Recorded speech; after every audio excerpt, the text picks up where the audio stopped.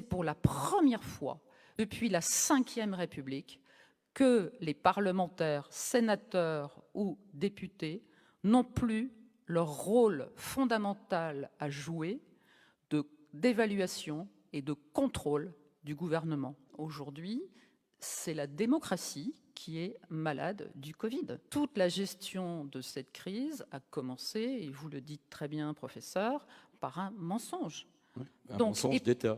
Un mensonge d'État.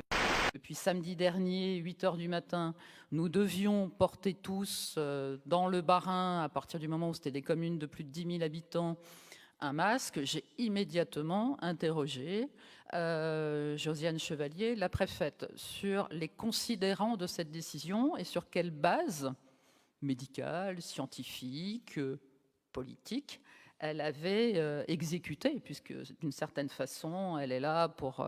ce sont les services déconcentrés de l'État.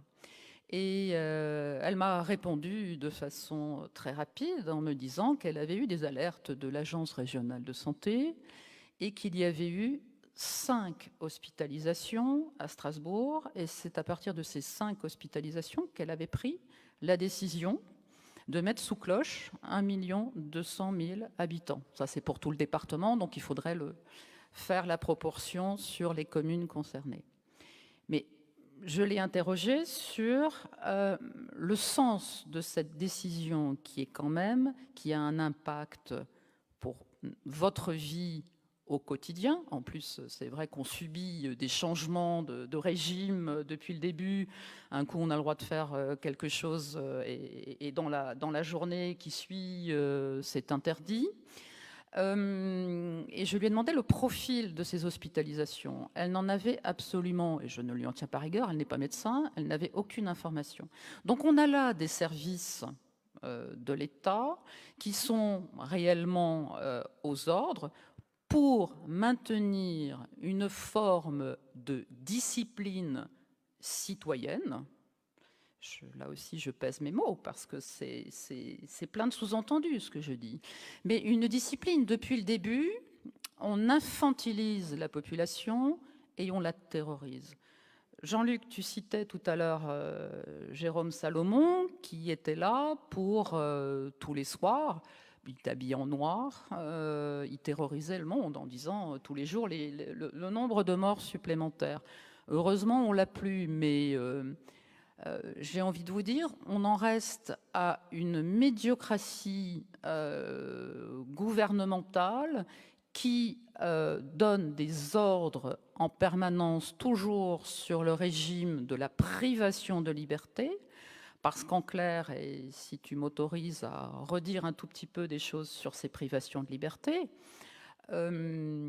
depuis l'état d'urgence, et on nous a fait croire, avec une loi qui a été votée à l'Assemblée nationale, contre laquelle j'ai voté, il n'y avait que le titre qui était extrêmement séduisant, puisque ça s'appelait « Sortie de l'état d'urgence sanitaire », hein, mais cette loi qui a été votée avant l'été permet au gouvernement, à l'exécutif, de prendre toutes les décisions qu'ils veulent sans les parlementaires. C'est-à-dire que c'est pour la première fois depuis la Ve République que les parlementaires, sénateurs ou députés n'ont plus leur rôle fondamental à jouer d'évaluation et de contrôle du gouvernement.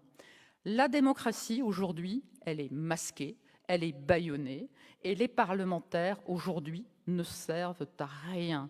Donc, c'est-à-dire que si le Premier ministre, comme il y a déjà quelques sous-entendus, décide de proroger cette obligation d'être masqué, et en effet, je sais, pour l'avoir entendu hier de Didier Raoult, qu'encore une fois, le masque à l'air libre, à l'extérieur, ne sert strictement à rien.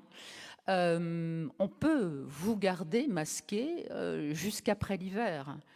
Donc, fort de ce constat, il faut, et je m'interroge, et vous êtes tous là à vous interroger, dans quel but ? Si sur le plan médical et scientifique, et merci professeur de nous le redire, ce n'est pas utile, à quoi ça sert? Depuis le 16 mars, où l'histoire a en tout cas commencé officiellement pour vous, où on vous a demandé de façon unilatérale, puisque les parlementaires que nous sommes et on vous représente au plus haut niveau de l'État, vous avez été confinés de façon stricte en plus et de façon généralisée. Et très rapidement, à l'Assemblée nationale, il y a eu une loi, la loi du 23 mars, qui a fixé ces règles qu'on a appelées la loi d'état d'urgence sanitaire. Et c'est là qu'on s'est assis complètement sur les droits inaliénables qui sont dans notre Constitution. Donc aujourd'hui, tout ce que nous vivons est totalement illicite en matière de privation de liberté.